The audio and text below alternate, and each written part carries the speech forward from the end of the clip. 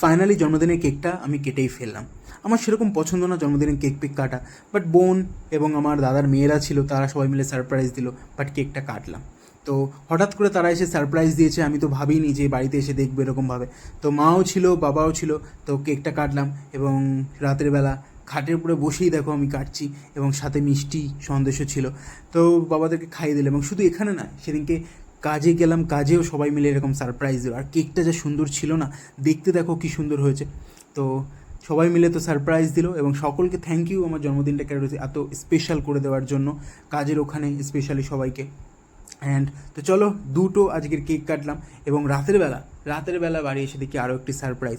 মা আমার জন্য রান্না করেছে। আমি নর্মালি কিছু ভাজা, পটল ভাজা, বেগুন ভাজা আর সয়াবিন, সকালে যেটা ছিল পায়েস, দই, মিষ্টি এবং চিকেন। তো খেলাম, এটা ছিল রাতের বেলার খাওয়ার। আর আজকের জন্মদিনটা আমার অন্য বছর মতো ঠিকঠাকই গেল।